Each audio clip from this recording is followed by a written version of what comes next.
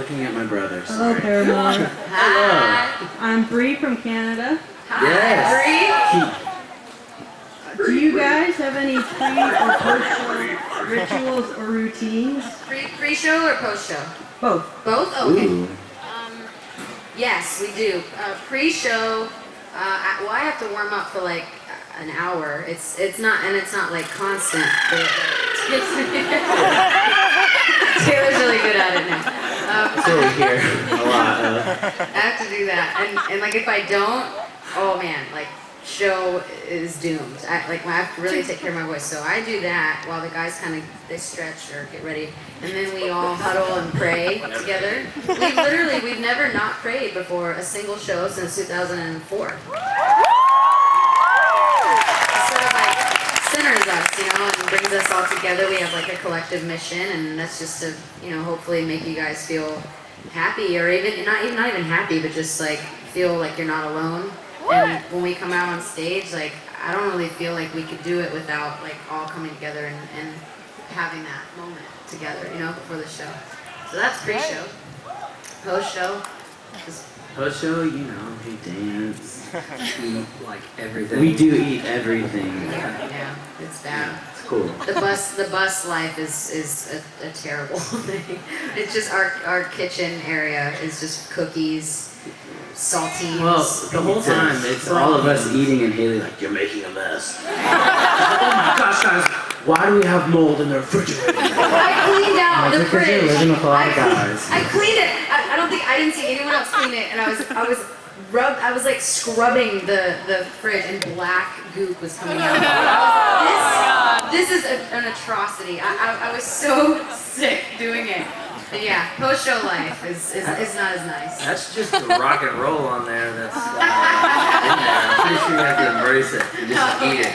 Just cook it in the microwave. Throw it in the microwave. And the science of it. If you like it warm, throw it in the microwave. If you like it cold, then it's already cold. It's in the refrigerator. Thank you. Thank you so much. Thank you. Like your shirt. Nice. I'm Martin from London. Yeah! UK represent. My question is, if all music was to be erased and you had the chance to save one Paramore song, what one would you save and why? Just one computer and we accidentally press erase. Uh-oh. Crap that I just... Wait, but I saved one song. It's Say that. I don't know. Gosh, it's so terrible to You know what's choose awesome your song. though? Is that we each get to answer this, so there's Okay, three different There's three answers. songs. So it doesn't have to go down to one. Okay. Because they don't know who actually is the real answer. Do you have one in mind? Thinking. Just the top three, really. That is so tough. It's hard. It's a terrible situation to be in. I'm going to go new school on this one. I'm going to say our song called Last Hope. Yeah! Alright, I did okay, huh? Yeah. Oh, you want me to sing? You don't want me to sing it. I think literally all of you would jump off of the boat if I started singing. No one would be left. I heard someone jumped off the Kid Rock boat. I heard someone jumped off the Kid Rock boat. Really? Yeah, I mean, I'm not implying anything. I'm just saying it happened. What happened? It did happen. My name is Kid. Into a great white. Just out in the blaze of glory. I would pick, you know what, I'm very sentimental about all of our old stuff too, like it like makes me cry, but I would probably go new school as well, and I would say, sorry. I would say, what can I think of it? One of those crazy girls is I feel like it's like that's a song that for me could go into a time capsule. Like I feel like girls everywhere feel like that at some point in their life, and the problem is that it's normal, but I think we've been conditioned to think that it actually is crazy. But we all, I mean, even guys, we all have a tendency to be just absolutely mental head cases, and I like that I was able to put myself in a place where I was okay with that, and I even kind of bragged about how creepy it was. So I'm just really proud of that, and I would want that to be remembered somehow. Pressure from the old school, Jeremy. Good job, guys. Your solo's good in that too. I like that. So. I messed up some notes, but It's okay. forgive me. I don't know. I'd probably say "Fast in My Car." I love it. I mean, let's just be honest. The bass in that is ridiculous. I'm just kidding. No, but I just love the layers to it, and I don't know. It's fun to play live. I love listening to it, and I love the way it starts our album off. I think I've always wanted an album that you're just like right away, and it's like that. And also My Heart and Franklin and And all the other ones. everything off of every other record. We did Control Z and actually got all the songs back. Thanks very much. Thank you. Dun dun. Second H2O. More shirt. water! Yep. Hey, my name's Scotty. I'm from Leeds in England. Yeah, you got a friend down here. Love Really? You got a supporter. My question is, do you ever miss playing small club shows? And what's the difference between playing to 300 people and playing to Madison Square Garden?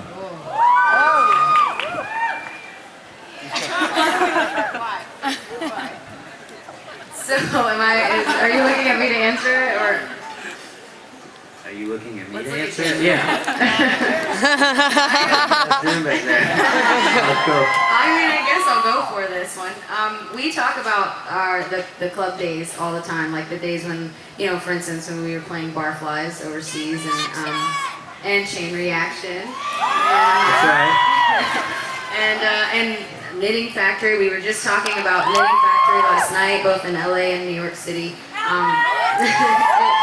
Those were the shows that really made us who we are and made us want to work. I think every band should have to do Warped Tour. They should have to tour in a van. They should have to sleep in places that aren't comfortable and work for their art and their craft, because I think suffering for that creativity and in a creative way is great, but until you're like physically suffering for it, you don't know what it is to love art, and so I miss that. We miss that all the time. We talk about those days, and the difference for us, like if we go back to a club, it's there's not the same pressure, obviously, because we're not putting on like a big production, and it's 100% about looking people in the eyes, connecting with them, and feeling the sweat that's in the air. Like that's what our heart is. But when we do Madison Square Garden, we want to put on a show that fills up the whole place, and we want people talking about it for like years.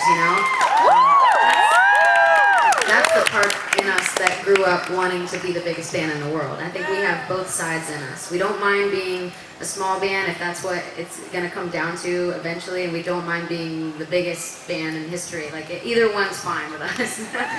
That's brilliant, thank you. Thank you. Hey, we'll see you in Leeds. Hey, great answer. Great answer. Hey, thanks. I tried. Proud of you. Hi, my name's Bruce Allen. I'm from Nova Scotia, Canada. And, I almost didn't make this trip because I injured my shoulder and had to have surgery 2 weeks ago. But I told the doctor my question was picked for Parahoy, and I have got to be on this trip. And guess what? The doctor is a big Paramore fan. He changed his schedule, and here I am. Right there. Thank you, Dr. Ricchetti, wherever you are. Yeah. Give it up for Dr. That's right. Dr. What's up? Dr. R. Kelly. And thank you, Paramore, for singing Turn It Off last night. Yes. Because whenever you go through any kind of pain, it's really true, you're better off when you hit the bottom, because then you start to get better. Yeah. Thank you. I really like you.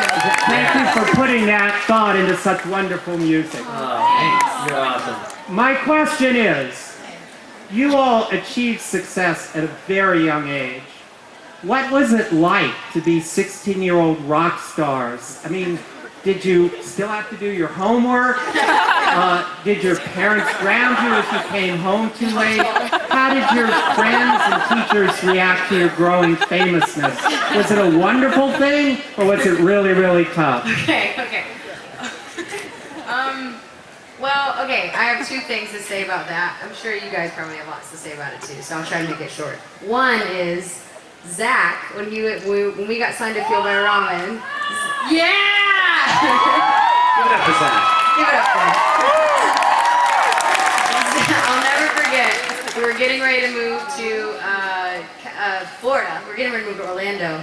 And Zach told me, he was like, I was at school today and I had to turn in a paper where I don't know why in the 9th grade you would be like writing the alphabet and starting sentences with the letters and going down. But he had to do that, and when he got to F, he wrote, Feel by Ramen. My band just got signed to Feel by Ramen and we're moving to Orlando to make our first record. And the teacher was like, Zach, this wasn't supposed to be fictional. That's gonna count against your grade.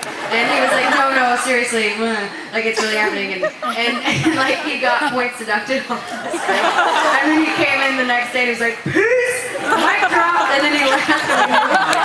So there's that. That definitely happened. And a lot of people didn't really believe what we were setting out to do, and it happened. But then, a year later, we were on tour with a band called Acceptance. God bless them. God bless them. And I was 16. I think, yeah, I was 16 still. It was Jeremy's first tour back with us because he had some things. He quit the band. I had to go do some stuff. He had to work at Domino's and sell knives for a door. Which I did both of those terribly. Yeah. So when we were on tour with Acceptance, I don't even remember what I did or how I got in trouble, but I apparently was a total nightmare to my mom, and we had to pull off the Acceptance tour for a week, like a week early, so I got grounded while we were on tour. We had to go home. It was so embarrassing. It sucked. I'm still ashamed, honestly. That's a great answer. Thanks so much. Thank you. Hope you feel better. Hey, get better. Dr. R. Kelly, we love. Dr. Teddy R. Kelly. Dr. R. Kelly.